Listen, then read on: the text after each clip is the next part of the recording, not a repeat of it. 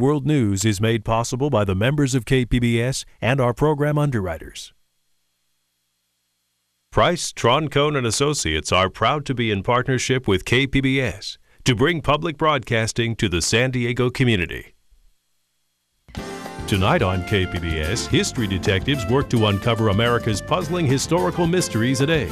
Then John Thaw returns as one of Mystery's favorite detective characters, Inspector Morse, in Deceived by Flight at 9.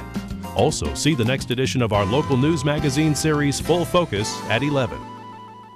This evening's programs are made possible by the members of KPBS and our program underwriters. Kohl's Carpets and Fine Flooring, serving San Diego for 56 years. Kohl's professionals can select and install all your flooring needs: carpet, hardwood, ceramic, area rugs, and window treatments. Kohl's Fine Flooring, San Diego, San Marcos, El Cajon, and Solana Beach. What kind of community saves 13 acres of prime Lakeview real estate for a park? Eastlake. Welcome to your neighborhood.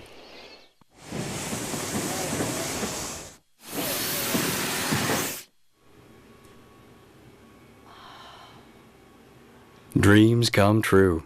The home equity line of credit from Mission Federal Credit Union.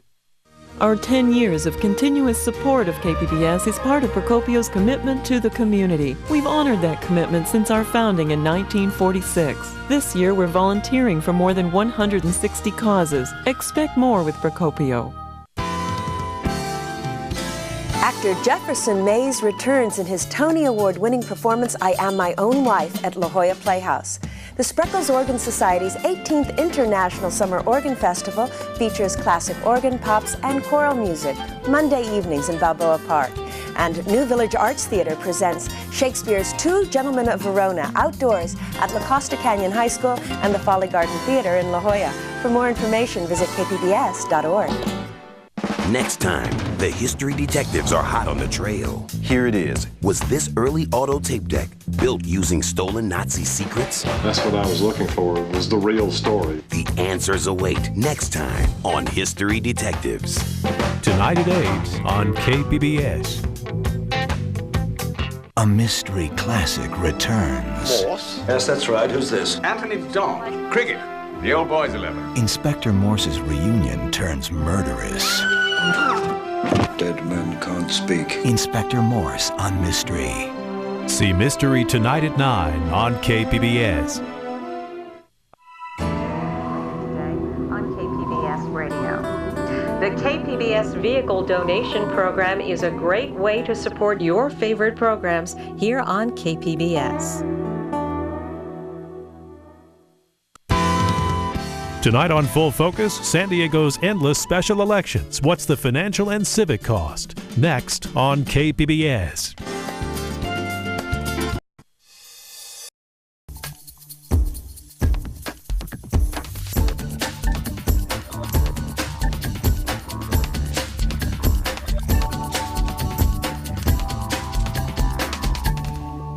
San Diegans are going to the polls over and over again. Are all these special elections becoming an expensive nuisance? Good evening, I'm Gloria Penner.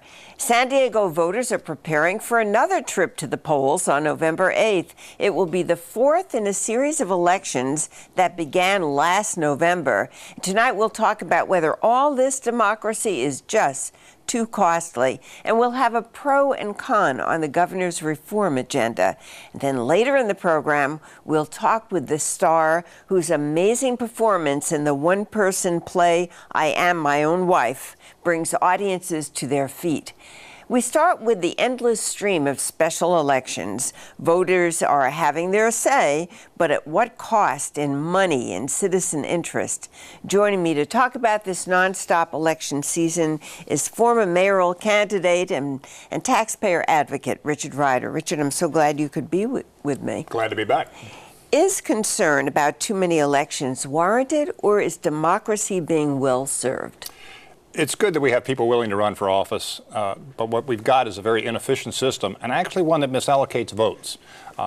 We end up with people getting elected on the lesser evil premise. as opposed to picking someone they're voting for. And in addition, we have multiple elections. We have a first election, then we have a runoff. The truth is we could do that with one election.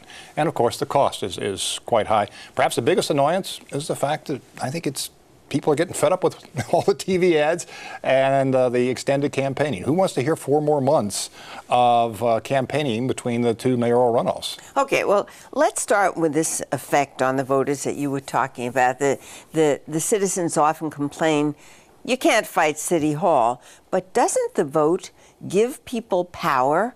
And the more often you vote, the more power you have? I like the idea of open elections and the ability to get onto the ballot.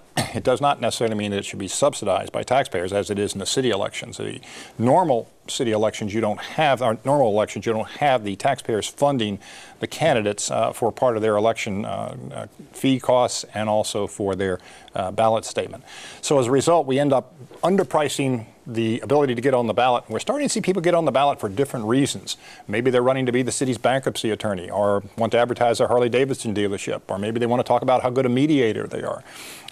And really, at the prices that we're now running our council races and our mayoral races, it's a good economic investment to run for office. But so you're not really talking then about the number of elections. You're talking about the number of candidates. The number of candidates is daunting because almost by definition, you have to winnow it down. You can't have, as we have now, 26 candidates running for 2 city council races.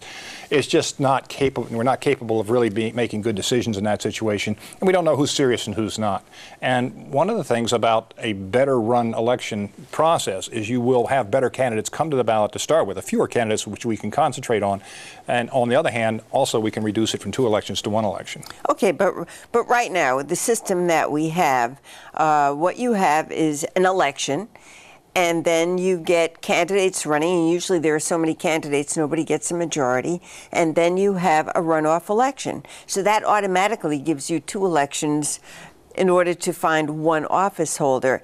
Is there a better way to run that election so you don't have, let's say, a primary and a runoff election for every single election? Yes. It's particularly in nonpartisan races, which is what we're talking about, and that's what most of the races in California are. That's where you run as a candidate without being a Democrat, a Republican, a Libertarian. You just run. And that's what our city races, county races, school board races are.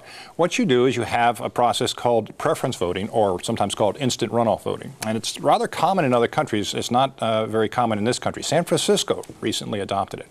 And what you do is you pick a first choice and a second choice, perhaps a third choice, and then when no one gets a majority, you start taking the also-rans votes and reallocating them based on their second choices. And you keep going through this process with a computer. It's almost instantaneous. And at the end of the night, you know who's got a majority vote in 1 election. We don't have to sit through the cost and the aggravation of a second election. But that doesn't give people a choice between the 2 candidates that are left in the runoff. So is that as democratic as our current system?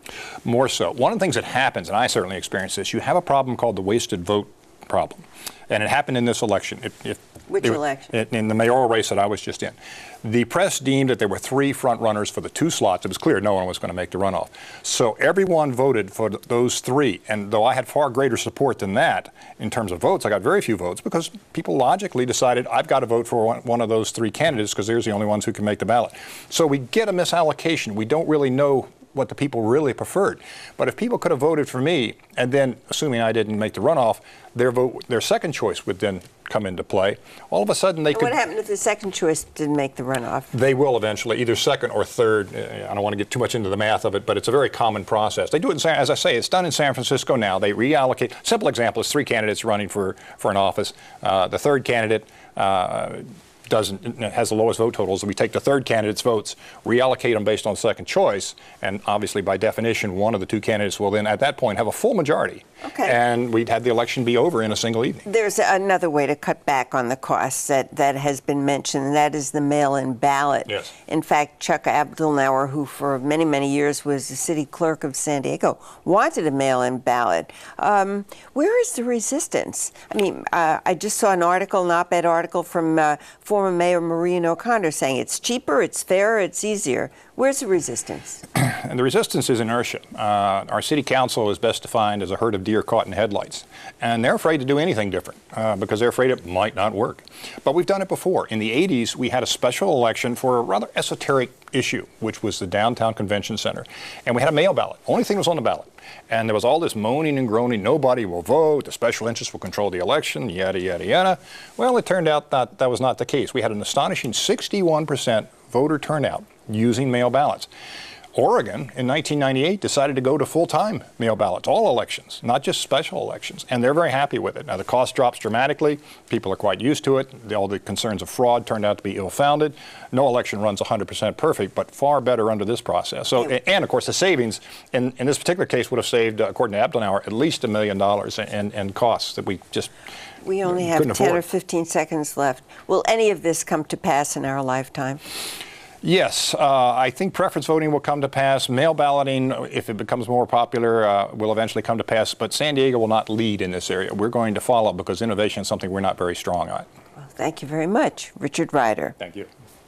Up next, this fall's special election. On the November ballot, in addition to San Diego's choice for mayor and 2 city council seats, will be Governor Schwarzenegger's reform initiatives. The governor called the special election to take his reform measures straight to the voters, since he wasn't having much luck with the legislature. Tonight, we talk about the prospects for the governor's reform agenda with a Republican and a Democrat who are active in politics. Welcome to Republican Mark Price. You are co-chair of Schwarzenegger's California Reform Coalition, Democrat Larry Remer, a political consultant and president of the Primacy Group. So, Mark, let's first clarify, what is the governor's agenda and why did he need a special election to get it through? Well, the governor, as you recall, was elected to reform the state of California, which needs reform. He has 3 propositions on the ballot. One of the propositions is a redistricting proposition, which will change the way we create districts in this state. To give you an idea, this past election, November 2004, there are 153 seats up for grabs. Not one incumbent lost. Not one seat changed hands. Redistricting in this state is now being done by the legislature. It needs some change, needs some reform. His second reform is to reform teacher tenure. Right now, teachers are tenured at 2 years. He wants to see the tenure to take place at 5 years. And there's a lot of good reasons for that. And the third is actually changing how we budget, creating budgets based on an average of the previous 3 years of state budgets, spending, and it makes some sense. It prevents overspending and creating budgets that are way out of whack in a good year that you can't sustain year after year. Okay, there we go, Larry. There's the agenda. What do you think of it? Well, first of all, I think just the calling of the election is a problem. I mean, we're going to spend tens of millions, maybe even $100 million on this election at a time when the state has a deficit. Imagine how many teachers we could hire. Imagine how many firefighters we could hire. Imagine how many police officers we could hire with that kind of money. There was no reason, none of the 3 things that Mark just outlined needed to be decided in November. All 3 of those issues could have waited 6 months or 7 months to the next regular ballot.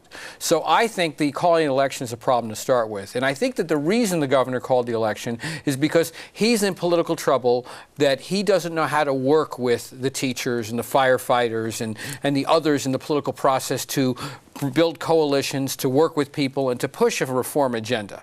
He's unable to do that, so instead he's calling this election as kind of not a delusion, but kind of a snare or an excuse, if you will. Is the governor in political trouble? Was this political ploy on the part of the governor? No, I don't think so. And I think it's rather disingenuous for folks representing the party that actually put the state $22 billion upside down, $22 billion upside down, to come along and say you can't spend $100 million to reform the state, which is what he was elected to do in the first place. And if you remember back to his State of the State address, he said flat out, I want to reform the state in these areas, and he asked people to come forward with ideas in education, in budget, a variety of areas, and no one came forward. So the governor then said, I've got to step forward with ideas of my own and hopefully get people to come along. I think he's done a good job at trying to get his message across. Let's turn to the money part of it, Larry. Is the money being spent on on this election for ads and political consultants like you, as well as for the election itself. Is this well-spent money? I mean, it does give people a chance to vote on these issues. Well, before you even look at how it's spent, and now this is different than the money the state is spending to have the election. Now we're talking about the money is going to be spent on behalf of the measures pro and con. We're talking about maybe $200 million that's going to be raised on both sides or on all sides of these many issues that are on the ballot. The governor himself, when he was first elected, he said, I'm not in the pocket of special interests. I'm not going to take their money. He's going out and he's raising money from the biggest special interests in the country. Just the other day, he was at Fenway Park for a ball game holding a pre-thing where, not a ball game, it was a Rolling Stones concert, holding a pre-little party to raise money at $50,000 and $100,000 a crack from big corporate interests. These interests are the ones that are spending the money. Put aside, people like me who work on either side of the election. These interests are spending the money. They're spending it to curry favor with the governor. And I think that's a problem. It's interesting. The governor has $40 million. The special interests that Larry refers to have $200 million, and they don't even think that's enough. So they're going back to their own members, their own union members, and hitting them up for more money to spend against the governor. And they've already spent tens of millions of dollars over the last few months attacking the governor, not only politically, but personally. But all this money that the two of you were talking about really is meant to educate the voters, is it not? Are the voters engaged, or have they had too much of the coverage of the governor coming to them for decision making? Has the governor just come too many times? I would like to believe that in a perfect world, the money would be spent to educate the voters. But I think it's being spent, especially on the special interest side, to sway the voters. To have folks come out and say the governor stole $2 billion. What nonsense that is. That is disingenuous. It's not even close to real, A. B, to have these folks in these ads now come on the screen and say the governor needs to blame somebody and he's blaming me. Well, what a bunch of nonsense that is. The governor is trying to reform a state that was $22 billion in the red. I guess my question, and let me turn to you on this, Larry, and I have a feeling that your answer we all know now, is the governor going too often to the voters and asking them to make the decisions? Well, that's a tough question in a certain sense, because after all, this is a democracy and voters think given a choice, they'd vote on everything. But put that aside. What I think the governor is doing is the governor has failed to govern. The governor was elected. I think there was a lot of good feeling for him. He pretended to be a centrist. And when the time came to be a centrist and to pull a coalition together, and specifically to stand up to the right wing in the Republican Party and the left wing in the Democratic Party and build a center coalition, he caved in. He folded. And instead of coming up with a true reform plan that would raise taxes and cut services, he borrowed. He did the exact same thing to cover the $22 billion deficit that Mark's talking about that Gray Davis did. He went to the voters and he got permission to borrow more money. So he's a borrow and spend governor. It is interesting that the governor has tried to work with the legislature. He has gone to the legislature. They don't like his ideas, and so he's putting it out to the voters, which is the exact thing he should do. And it's a shame that the legislature won't work better together, which is why one of his reforms is redistricting. Under redistricting, instead of the legislators creating their own districts, it puts it in the hands of a retired judge panel to make a decision, trying to take the politics out of it so we can create fair districts. What happens when you have fair districts? The issues actually get debated. Folks from both sides have to compete for their seats. Polls show, however, that of all of the measures, the one that only really seems to have significant support is the one that requires teachers to have 5 years in service before they get tenure rather than 2 years.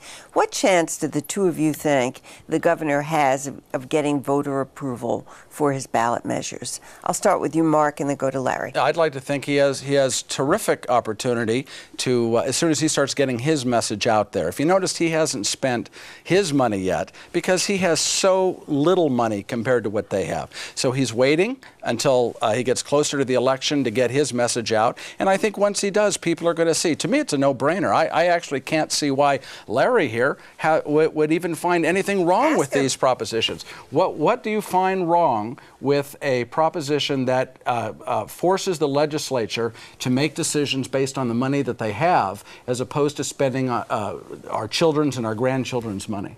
I think they're already forced to do that. The legislature is required to balance the budget every year. The legislature is required to make these decisions. If we don't like the legislature, we should get rid of the legislature. Last 5 seconds. But they're not required to spend more money than they have, and that's what they can. $1.10 for every dollar they take in, and that's wrong. Well, then we should talk to the Republican right about changing the tax equation. I have to thank you both at this time. Our time is up. Thank you very much, Larry Reamer and Mark Price.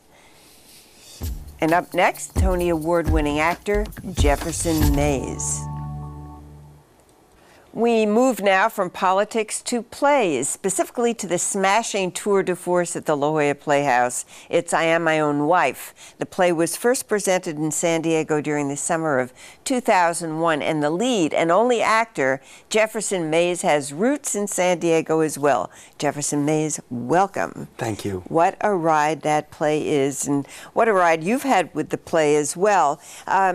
It's been performed around the country, in Europe. It's won a Tony Award, a Pulitzer Prize. Your performance received a Tony Award as well. And for quite some time now, you've inhabited the play's central figure, Charlotte von Mahlsdorf.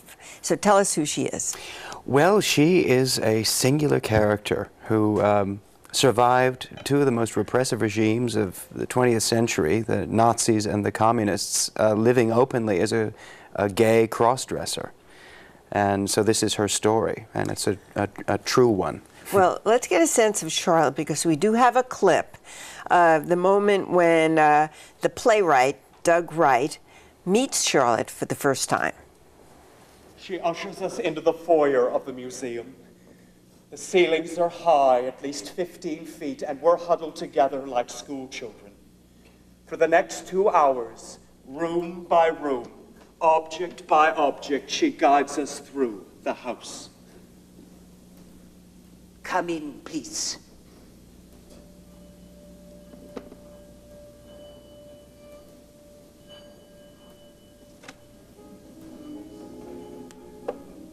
There is room for everyone? Yes? That's just a tease. I mean, the scene goes on for a while, and it's just wonderful. You play both characters in that scene. Yes. Okay, so after playing her for so long, what does she mean to you? Well, it's hard to have perspective being on the inside, you know, as I have.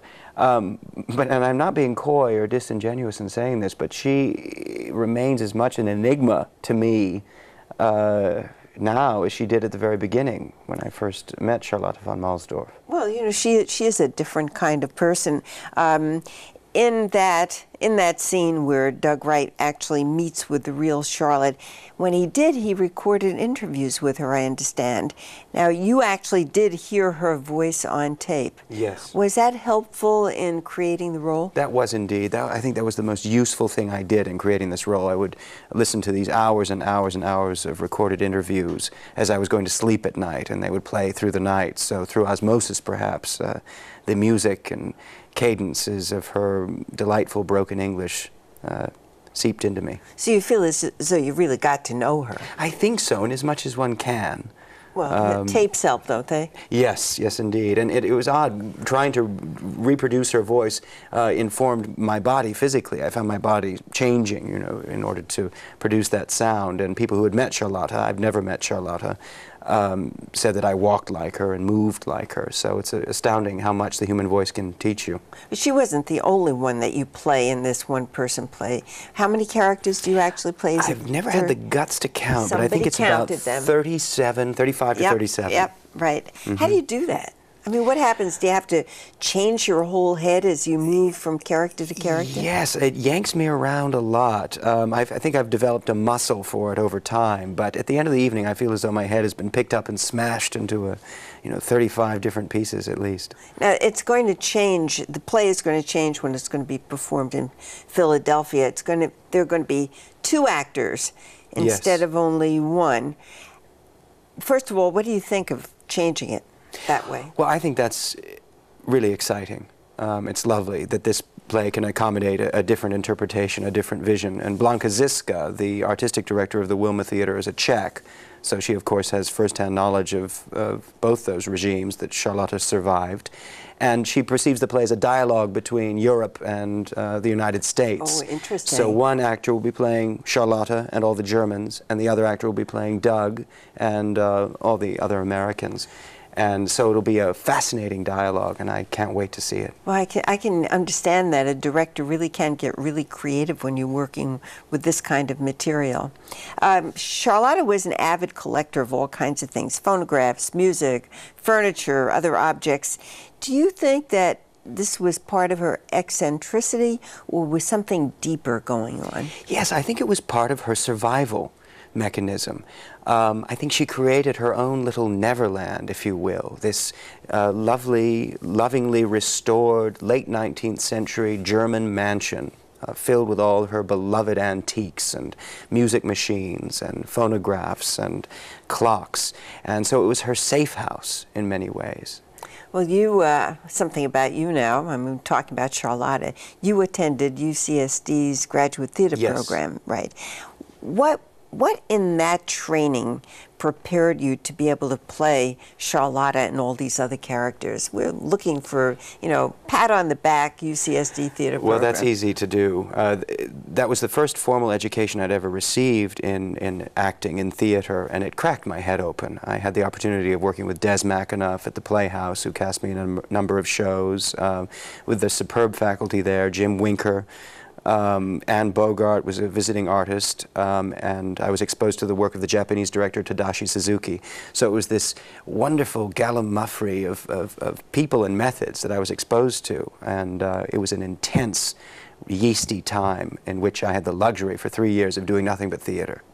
And somehow that translated into this tour de force. Yes,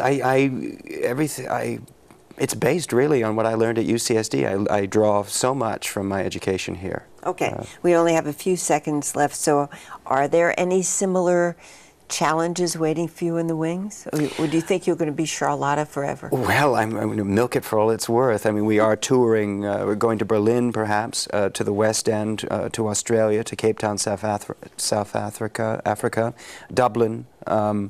So for the next year or so, I think I'm going to be in a dress and pearls, yes.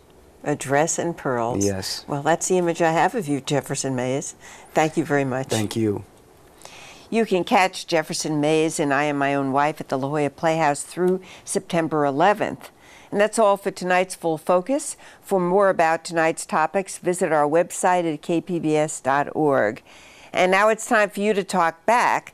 Our program on property rights led viewer Gerald Call to write in. He took issue with a comment made by one of our guests that the country was built without use of eminent domain. Mr. Call wrote this rebuttal.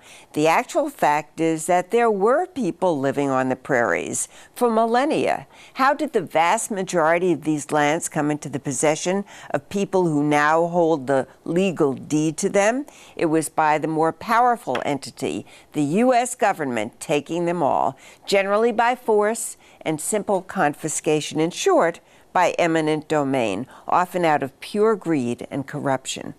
And viewer Brian Davis wrote in to say how much he enjoys our Friday Top Stories program. The Friday edition of Full Focus is generally a real treat. Last week especially, you fielded the A-team, who gave us a really crisp briefing on the week's events. We hope you'll share your views on the program by writing to us at the address on the screen. And fire season is heating up. How high is the danger this year? Find out on tomorrow's Full Focus. For KPBS, I'm Gloria Penner. Good night.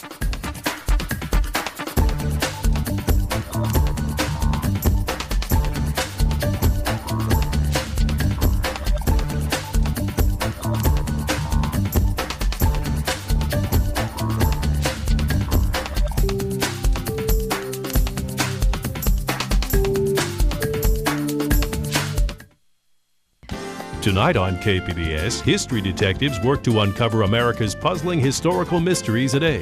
Then John Thaw returns as